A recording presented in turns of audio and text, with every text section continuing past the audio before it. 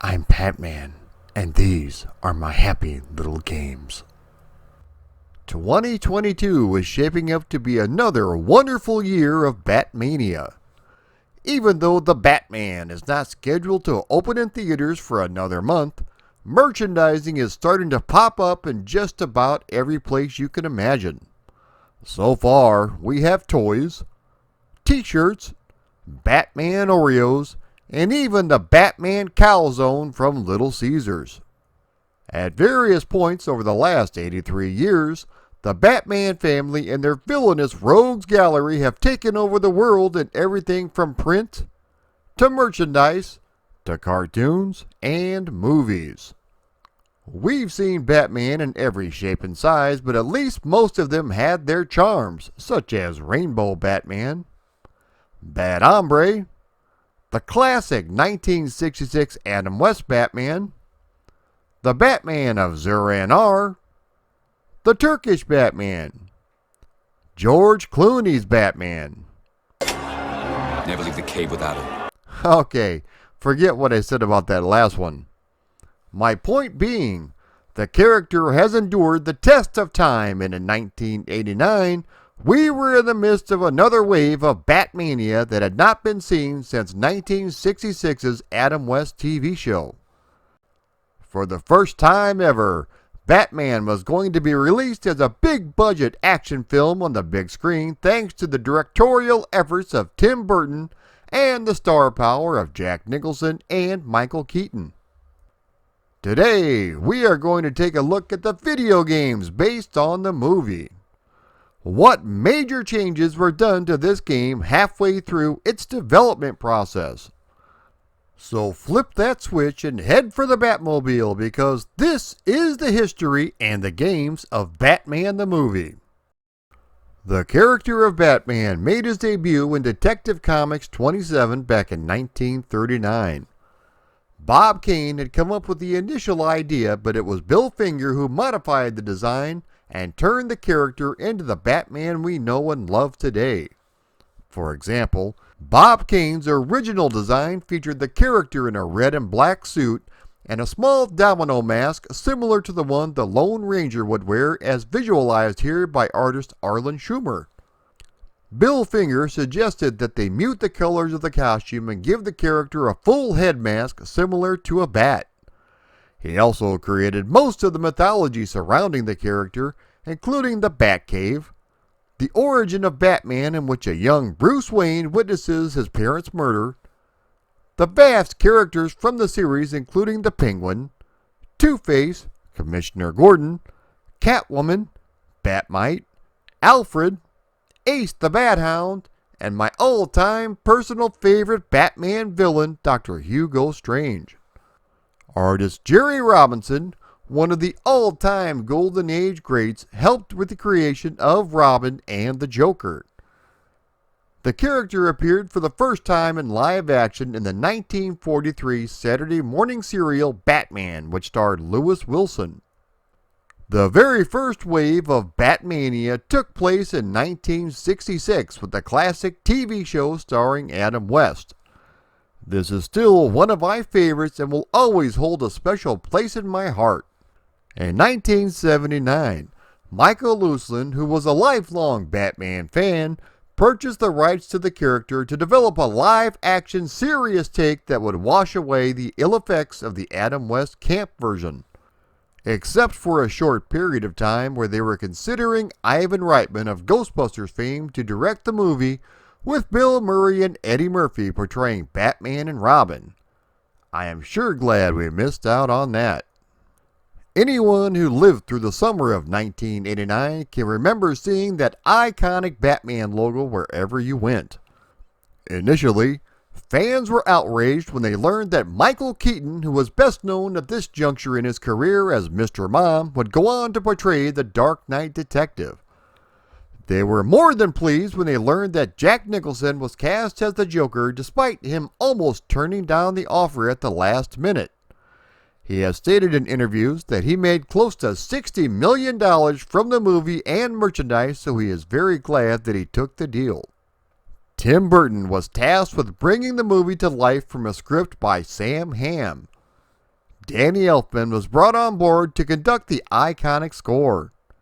Even though the film wasn't scheduled to be released until June 23rd of that year, a very early teaser was rushed into theaters in January.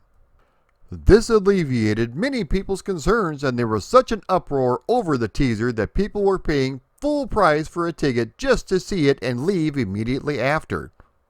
People were also selling bootleg copies of the teaser that were recorded off TV. Let's go back to 1987, where video game company Sunsoft had just purchased the rights to the character. They set out to create a video game based on the comic book version of the character, featuring the various villains from the series. The game started out life as an entirely different game that Sunsoft had in development but went unreleased. This would explain why Batman appears to do some non-Batman type maneuvers, the various weapons such as guns, the double wall jump, and bursting into a bat flame when he dies. The title was first previewed in Nintendo's Power Issue 8 and showcased some major differences in the game. For starters, the cutscenes were entirely different, featuring comic book swipes from Brian Boland's work on The Killing Joke. Something else that was different was that you didn't even face off against the Joker as the final boss. He did appear in a cutscene at the end of the game, but you actually had to fight Firebug as the final one. I'll go into more detail on these later in the video. After these messages, we'll be right back.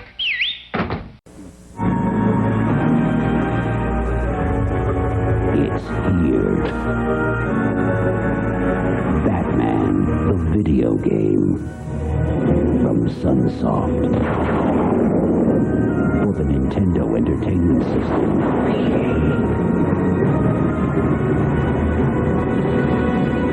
Let the battle begin.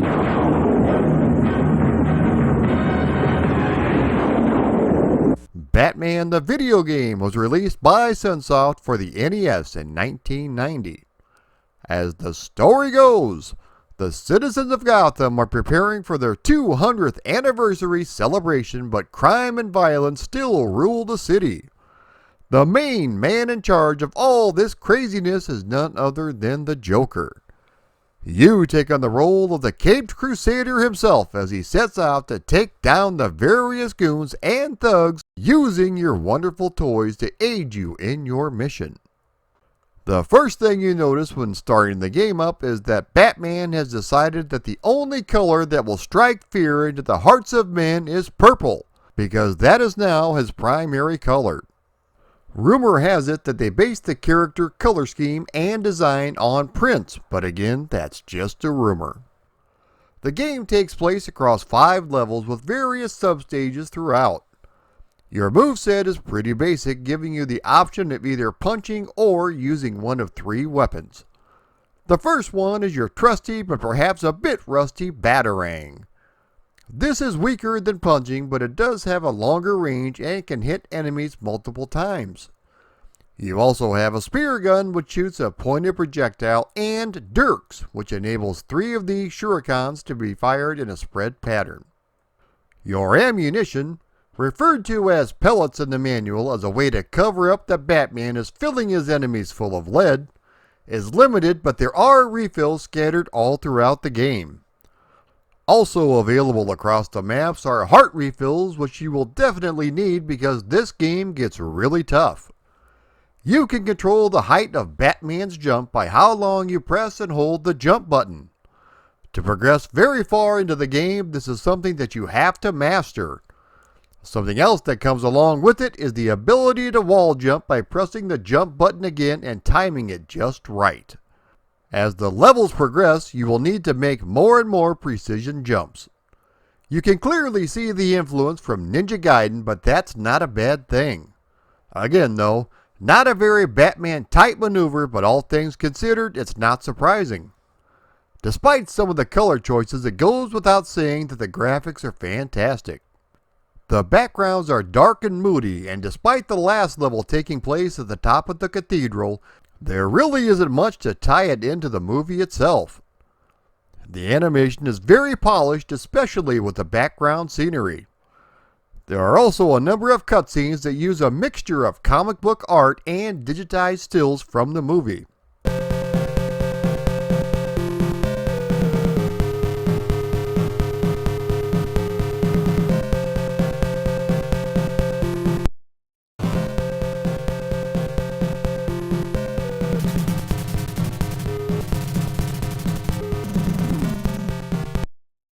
Unfortunately, we don't get any of Danny Elfman's score from the film, but we do get some original tunes composed by Nobuyuki Hara.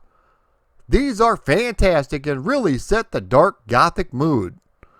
Even though the movie only featured the Joker as the only comic book villain, this game offers up some little seen comic book baddies including Deadshot, Shakedown, Heatwave, KG Beast, Night Slayer, and Maxi Zeus, among others.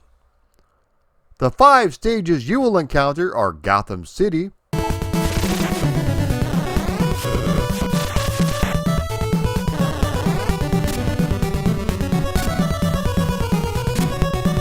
Axis Chemical Factory,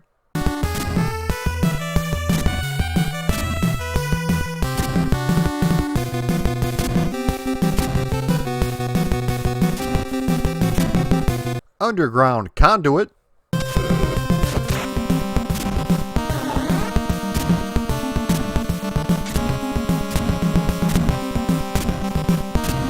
Laboratory Ruins,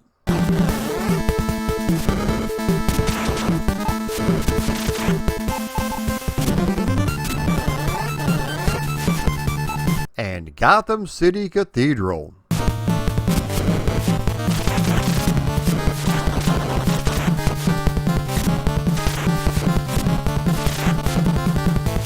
The bosses you will encounter are Killer Moth,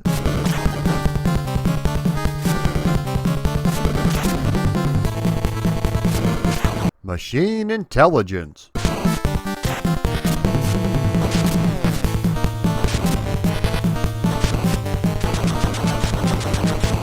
the Electrocutioner,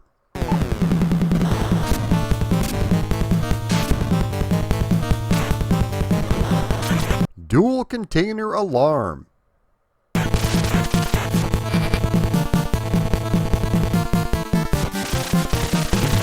Firebug,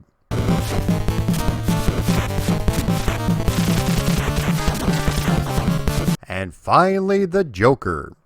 This game is tough, extremely tough. Thankfully, there are unlimited continues. If you do manage to defeat the Joker, you grab him by the lapel and throw him off the top of the cathedral.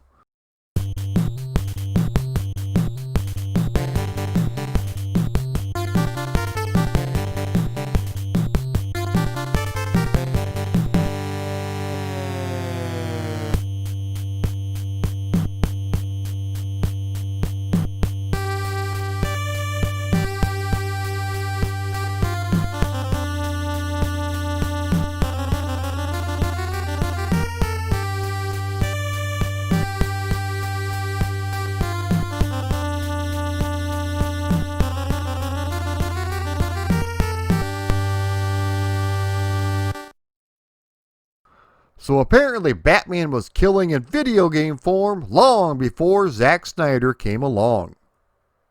The prototype of the game was leaked a number of years ago and we finally got to see all of the extra cutscenes that were changed. As I mentioned, the final boss of the game is Firebug, who isn't that difficult to defeat. The ending cinematics were changed as well, which has you knocking out the Joker and then the game abruptly ends.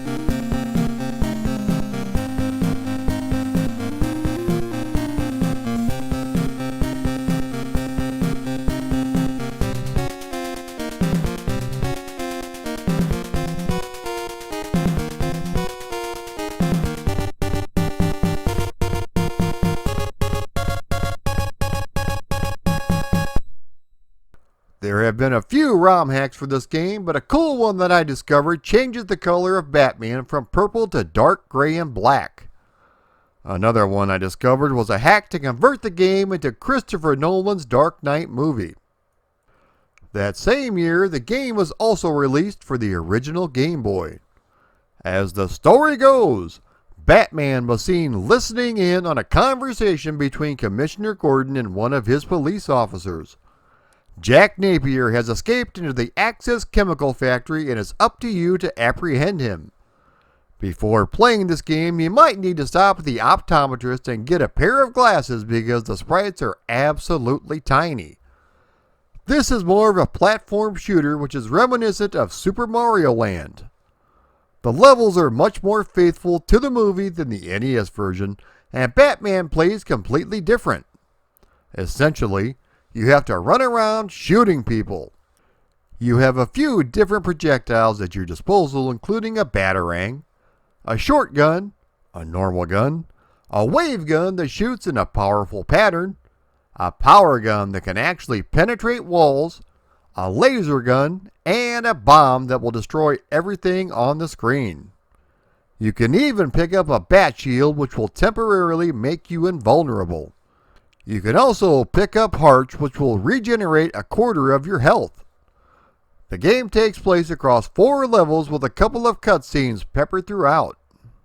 The stages you encounter are Gotham City,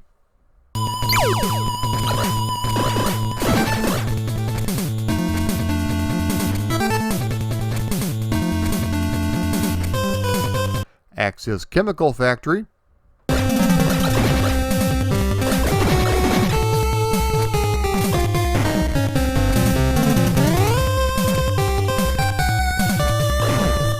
Flugelheim Museum,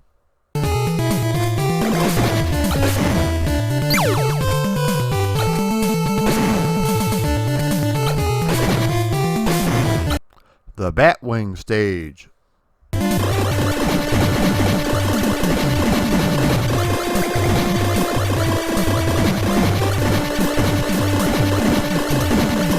and finally the Gotham Cathedral.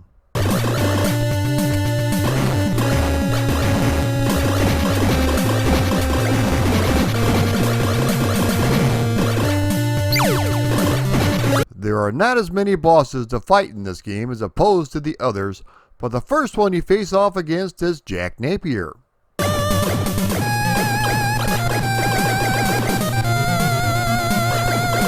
A flying gunship,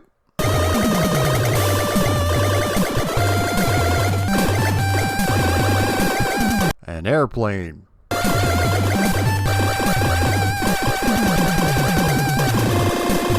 a helicopter,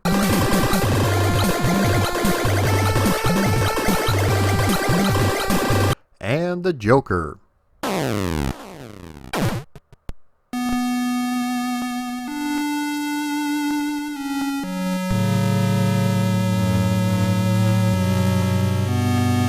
Despite the small in stature size and the lack of colors, the game is still a lot of fun to play. I can recall exactly where I was when I beat it for the first time when I was flying on an airplane for the first time coming back from Washington, D.C. when I was 16 years old. If you enjoy Batman and Super Mario Land, you might want to check this one out. And now for something completely different, which is the PC Engine version. When the game was first previewed in the magazines, it was a standard side-scroller similar to the other versions of the game, but for whatever reason it was changed to an overhead action puzzler instead. What it boils down to is that this game is a Bomberman clone, which when you think of Batman is not the first game type that springs to mind. The goal of each level is to collect a preset number of items, plant bombs, or clean paintings that the Joker has vandalized, all before the timer runs out. You also have to release the balloons that contain the poisonous gas on certain levels as well. The Joker must have been scouting the clown colleges because there are tons of baddies available which you have to take out with your trusty batarang. There are various power-ups scattered throughout the levels to aid you in your quest, such as a faster batarang, multiple batarangs, bat boots, which lets you walk faster, a clock to increase the timer, a bomb that will decimate all the baddies on the screen, and a star which will make your character invincible for 5 seconds. You do get an extra life every 15,000 points. A handy dandy password feature is also available. There are 5 levels in the game, with the first 4 levels having 12 stages each for a total of 48. The levels you encounter are Gotham City,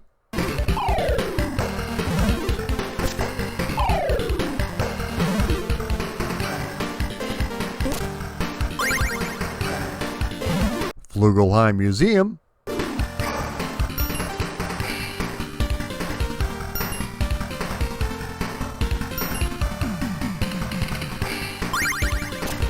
Axis Chemical Factory,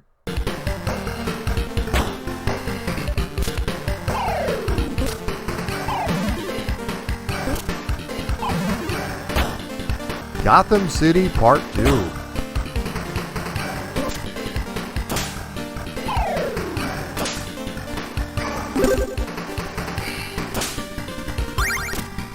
And the Cathedral.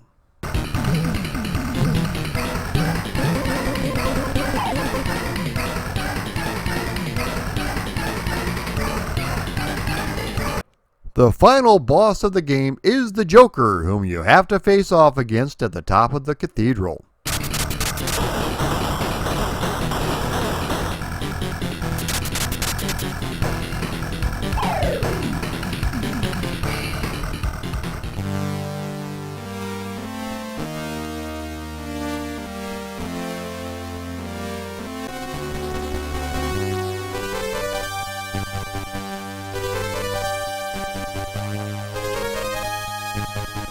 The graphics are what you would expect from a Bomberman clone.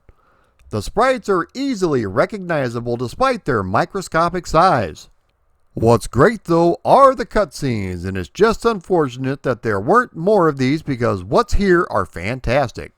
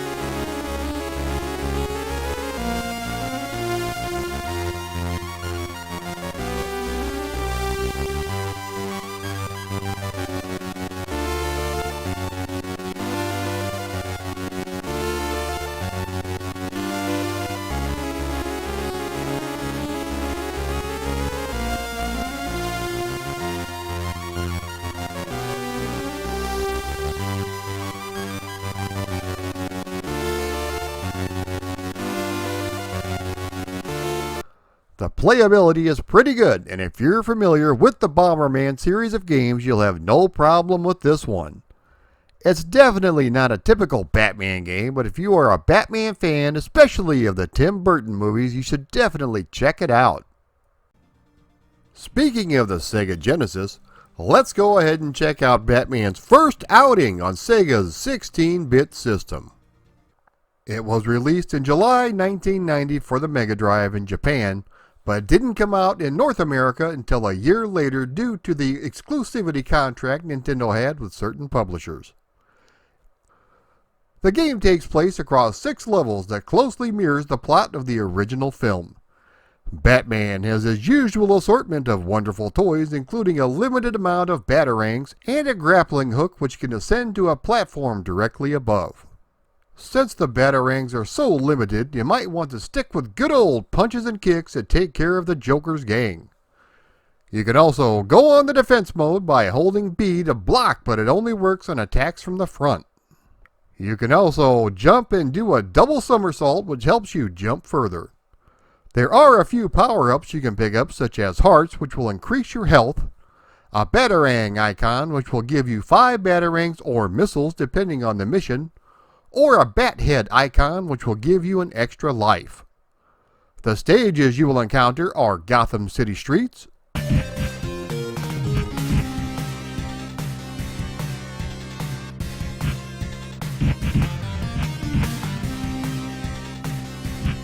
Axis Chemical Factory,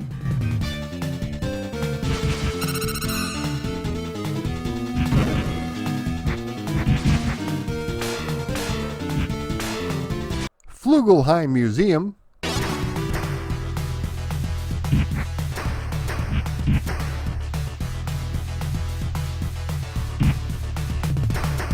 Gotham City streets where you drive the Batmobile,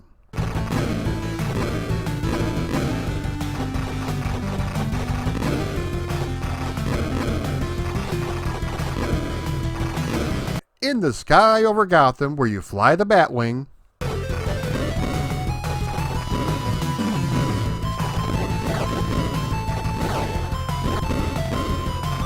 and Gotham Cathedral.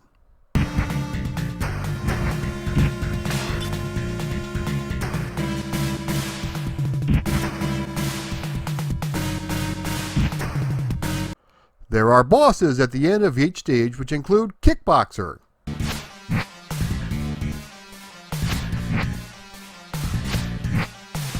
Jack Napier,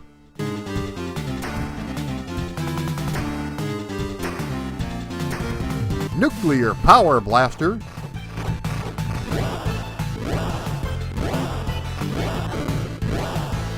Turbo Attack Copter,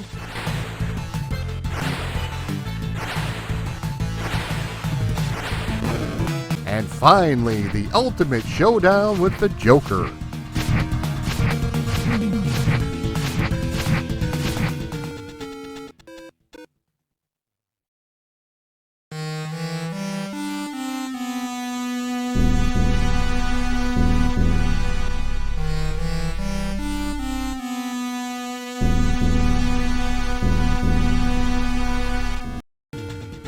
The graphics are really well done with lots of color on screen and smooth animation. The driving and flying sections work really well and help to break up the scrolling thunder portions of the game. The music and sound effects make perfect use of the 16-bit Genesis audio and are reminiscent of the original NES title, only done much better in my opinion. There are even digitized stills and animated cutscenes in the game. I actually found some misinformation in the manual for this game. They have the 3rd level boss listed as Bob the Goon, which if you've seen the movie is definitely not the case.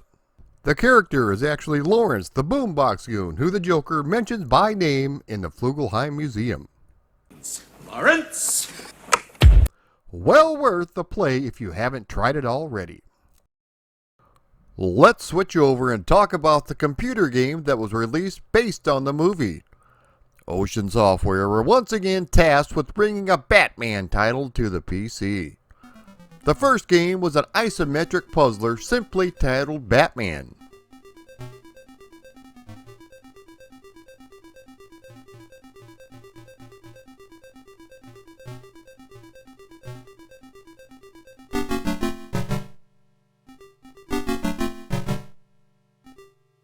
The second game to come along was the action-adventure game Batman the Caped Crusader, and featured some really nice graphics and comic book style panels.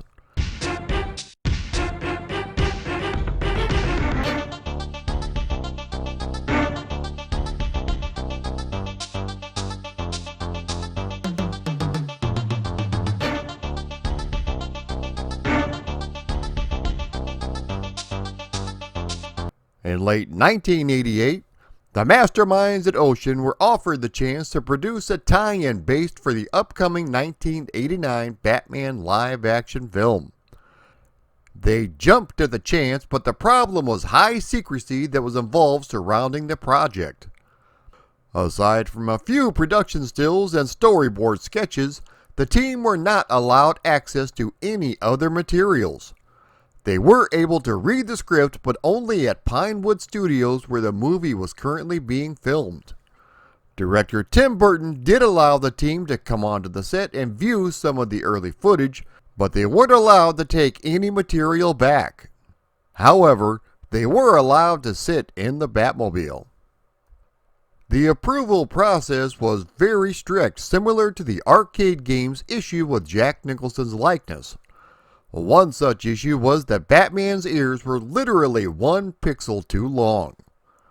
Two of the most well-remembered levels in the game were the driving and flying sections, but these were only put in because of such limited information they were able to use due to the high security on the project. It worked out for the better because these driving games are fantastic and at the time were much better than the full-price driving games available on most home computer systems. It wasn't easy for the development team when it came time to draw the main vehicle sprites because Warner Brothers would not give them any reference materials to use back at the office. Bill Harbison, who was one of the artists on the project, came across a small Batmobile in a toy shop and was able to use this as a reference. The graphics on all the versions of the game were really good, but it truly shined on the Amiga. The sound effects and music were also well done, and there were even a few digitized stills and voice clips from the movie. Batman the Movie was released for various home computers in 1989.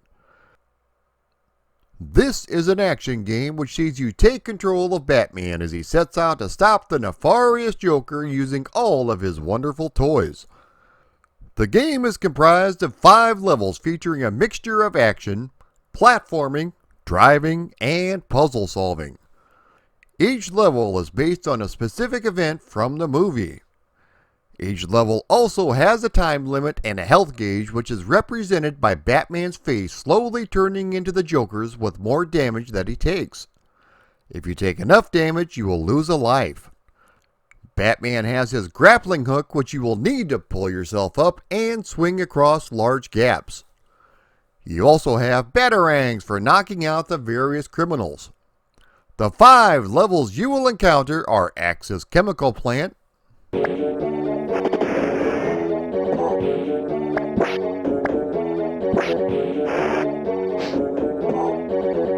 the streets of Gotham, in which you finally get to drive the Batmobile.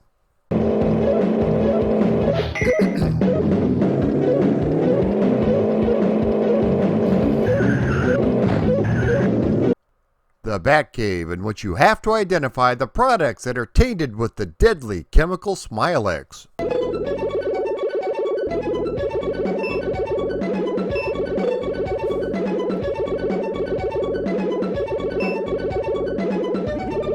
The 4th level, in which you fly the Batwing and cut away balloons that are filled with the deadly Smilex gas.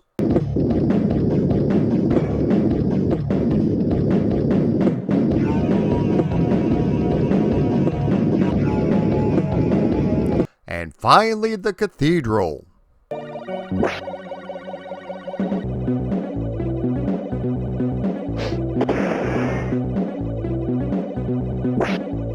If you are able to defeat the Joker, you are treated to a nice digitized still and some nice digitized speech. I want you to tell all your friends about me. The game was a huge success for Ocean, and Commodore even bundled it with their Amiga 500 system, appropriately titled the Batman Pack. This game, along with Dragon's Lair, was one of the main reasons I purchased an Amiga back in 1989. It doesn't hold up quite as well as some of the other entries I've mentioned, but it's still fun to play, especially the Batmobile and Batwing sections. The game was also released for Atari ST, Commodore 64, ZX Spectrum, Amstrad, and MS-DOS. In 1989, Atari designer Gary Frank was just given his dream assignment, making a video game based on Batman. Mr. Frank was a lifelong Batman fan, starting with the 1966 Adam West TV show. He had worked on one other superhero IP, and that was the Superman video game from Atari. He wanted the Batman game to be a single-player Double Dragon type game with lots of special effects, voices, and especially the Danny Elfman score from the movie. He was quoted as saying he wanted to make an interactive movie for the arcade. Late in production, a videotape of the game was sent over to Jack Nicholson for approval. Mr. Nicholson felt that the likeness was not representative of him and would not sign off until major changes were made. Mr. Frank had no choice but to hold up production and make the necessary changes. They had to send it to Mr. Nicholson 3 times before he finally gave his approval. Batman, the arcade game, was released in late 1990 by Atari. The game sees you take control of Batman as you attempt to stop the Joker from unleashing his lethal laughing gas. You have an attack button and a jump button to aid you in your mission. You also have the ability to pick up batarangs to throw at the enemies, and there are plenty of enemies to throw at.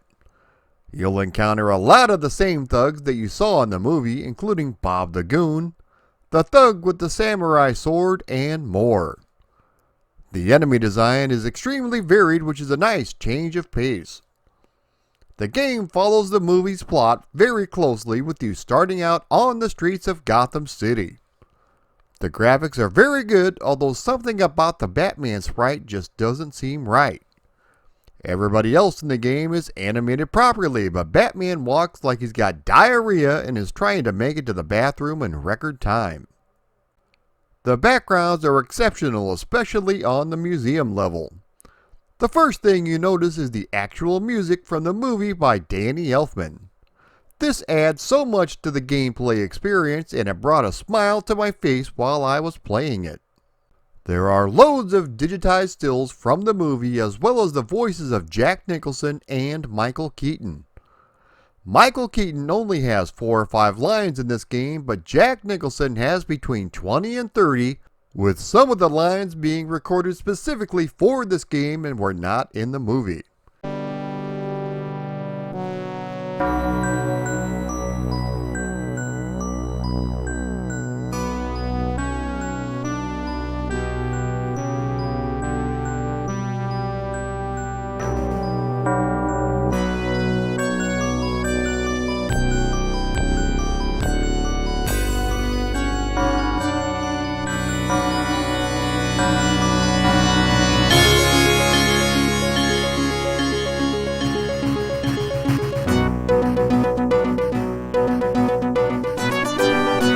The levels you play through are Gotham City, I'm Batman. Axis Chemicals,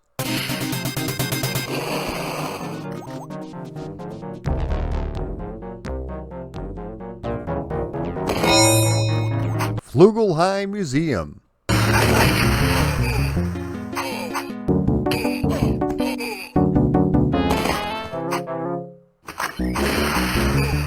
Gotham City outside of the museum,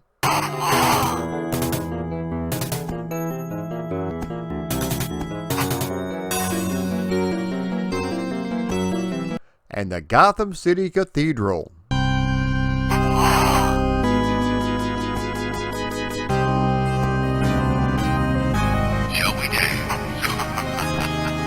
There are also points in the game where you are in both the Batmobile and the Batwing, where you have to shoot either the cars on the ground or shoot the balloons in the sky. Personally, I would have liked to have driven the Batmobile or flown the Batwing, but I can understand why they didn't put that in the game. I'm sure they would have wanted to add a steering wheel as well, which would have driven the cost of the game up considerably. The bosses you encounter are Jack Napier,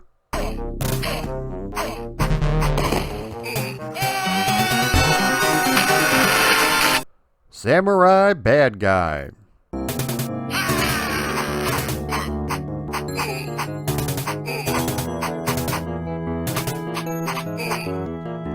and finally the Joker.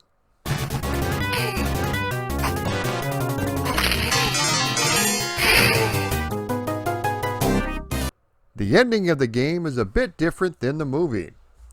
Instead of Joker hanging from a helicopter and Batman firing his grappling hook around his leg, Batman just punches Joker off the side of the building, which kills him.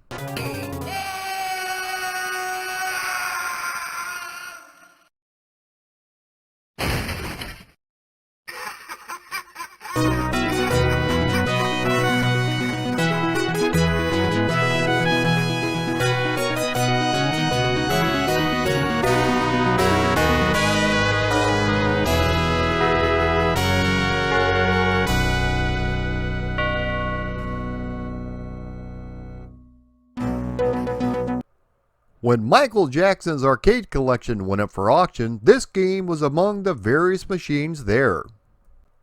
Also among his collection was a 1989 Batman movie statue, but instead of Michael Keaton being in the suit, it was Michael Jackson himself. It's possible that you may have never seen this game, just like me. I first read about this game in Electronic Gaming Monthly, which was the Holy Bible back in the day. No screenshots were ever shown, and I've never ran across an actual arcade game. The only time I ever had the chance to play it was on MAME. Now let's talk about the conversions. Unfortunately, there aren't any. This is another of the unconverted gems of the arcade. The reason being is that video game maker Sunsoft held the home console rights to Batman, so there was no way a conversion of the arcade game could be done. When I found out they were making a Batman arcade game, I was super stoked. I went to every arcade in the area but never got to see an actual arcade game. Now, thanks to MAME, I've been able to play it. In my opinion, it's pretty good. Not great, but it's not bad either.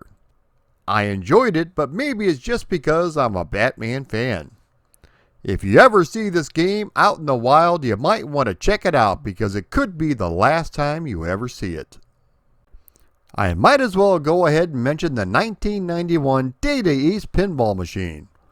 This was one of my favorites to play back in the day, right alongside the Addams Family and Terminator 2. It was fairly easy to keep racking up those high scores, which meant more free games. This game used a ton of digitized speech and music from the movie. It's a bit of a rarity to find in the wild nowadays, but you can always use emulation if you're unable to locate one.